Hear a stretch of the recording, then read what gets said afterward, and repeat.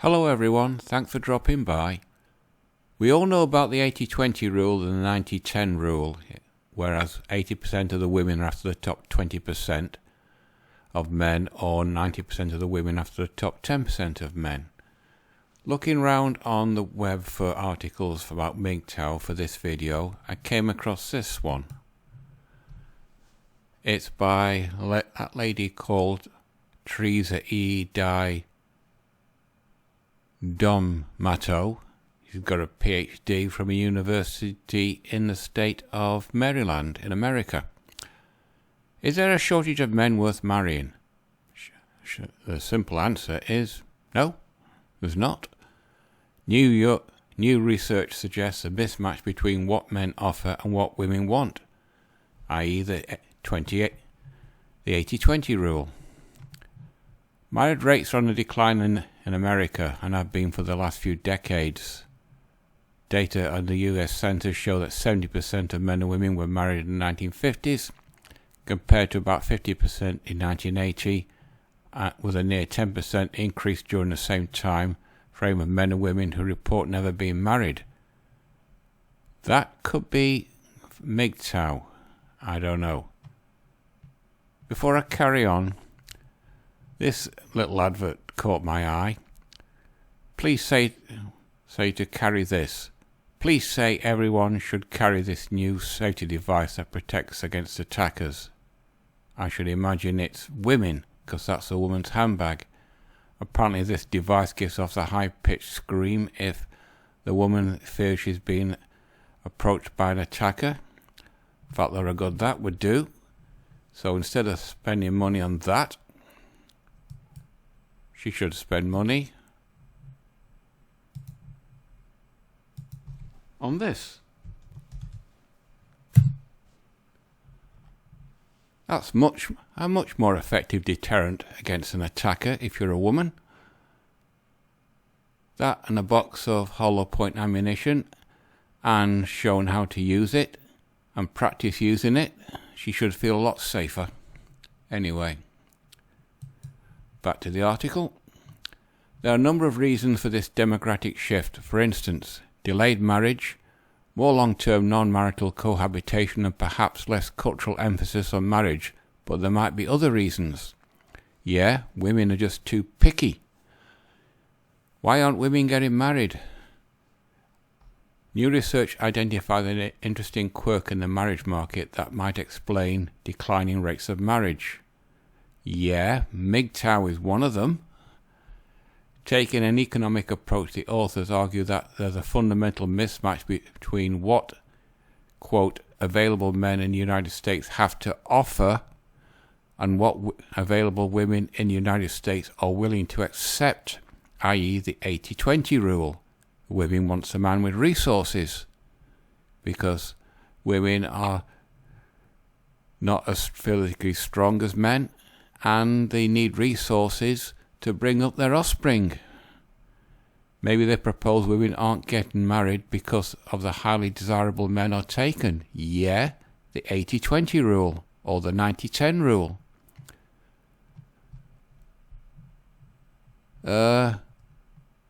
Blah blah blah. This bit is interesting. Researchers. No, we'll go back a bit. Focusing an analysis on single heterosexual women, the researchers used data from the American Community Survey to predict the likely characteristics of these women's husbands if they had husbands, and then compared these characteristics to what's actually available to these single women's dating pool.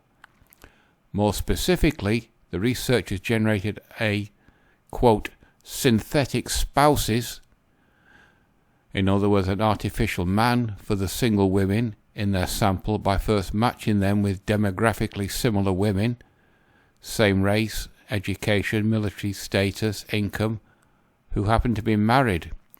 The artificial men were designed to reflect the characteristics of the husbands of the similar married women, thus assuming women of similar demographics are looking for similar characteristics in their partners.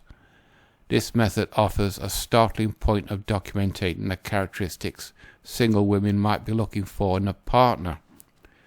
In other words, you get one group of women married to a guy, and they're comparing the unmarried women, and they're probably choosing the same type of guy.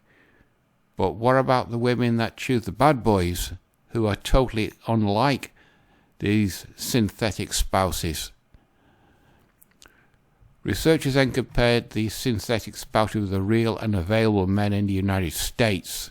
And here's when things get interesting. These available men fell short. Yeah, the top 20% or the top 10%, the guys with the resources. Where are the manageable men? They're all over America, but you're just too picky. So how bad is it? According to the study, the kind of men that single women would like to marry if they married is the synthetic spouses. We're not only 26% more likely to hold a job. Yeah, but what kind of job? More highly educated? Well, a tradesman is highly educated. An electrician, one who hasn't gone to university, he's gone to trade school, and he's holding a good job. But they also had nearly 55% higher income. There you go, the 80-20 rule, than what the available men in the US actually make.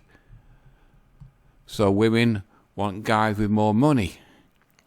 In other words, from an economic standpoint, the dating pool lacks the kind of men that women might be particularly interested in attracting to for the long haul. The 80-20 rule. A woman wants a guy with more resources than her.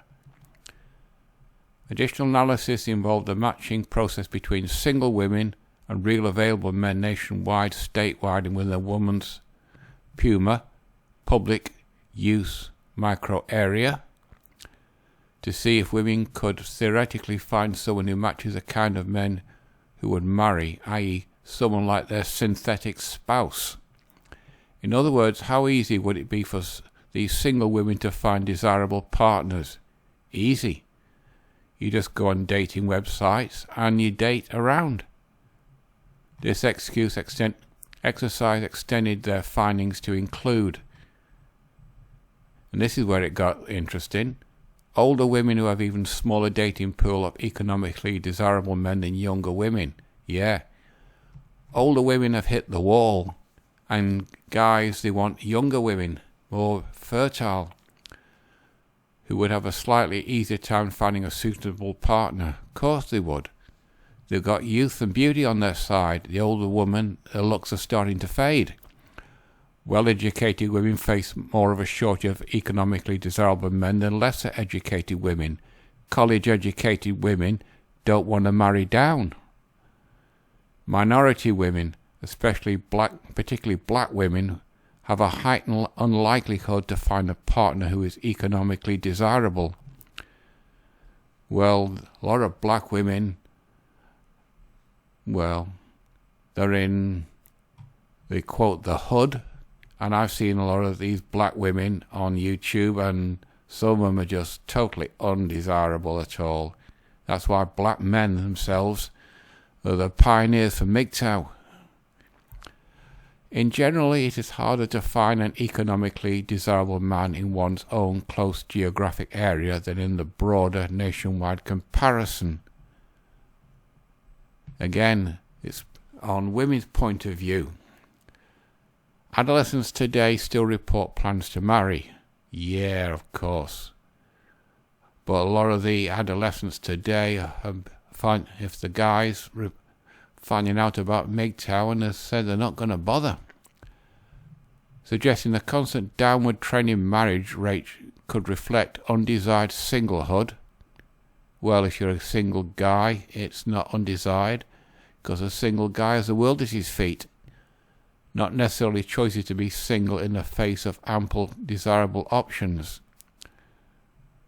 Research is compelling because it identifies a potential economic issue tied to socio-demographics that might be responsible for changes in marital rates.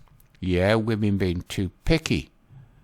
If the pool of marriageable men falls short of what women want, women might rather be single than settle. Well, they'd be single all right, and they'd settle with a load of cats. Of note, the study offers a pattern of potential explanation that does not show a clear cause and effect relationship in their modelling. Also, as much we know that these people tend to partner with similar others, birds of a feather. College-educated women go with college-educated men, but college-educated men don't want older college-educated women. They'd rather go with a young woman. Guys are not interested in what you've got going on in your head or your education. Guys go primarily with looks.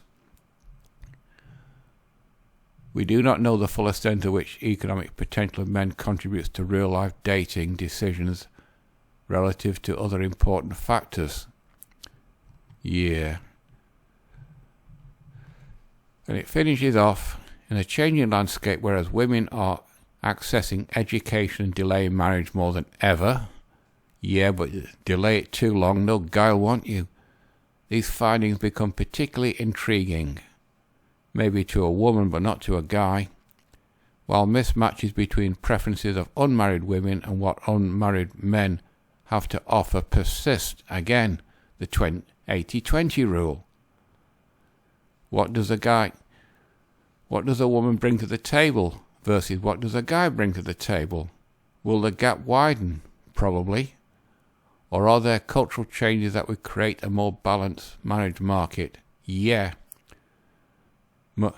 More neutral family courts and not female-friendly family courts. On a bigger level, maybe marriage isn't as culturally important as it once was. Of course it is. That's why women whine, where have all the good men gone? Anyway, this is an interesting article.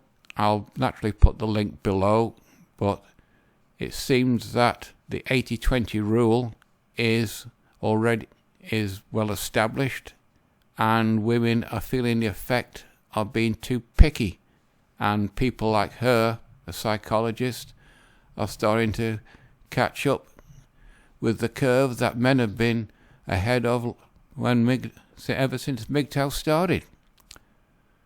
Anyway, that's it, people.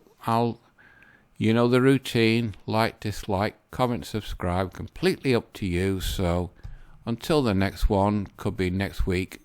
That's it. Bye-bye.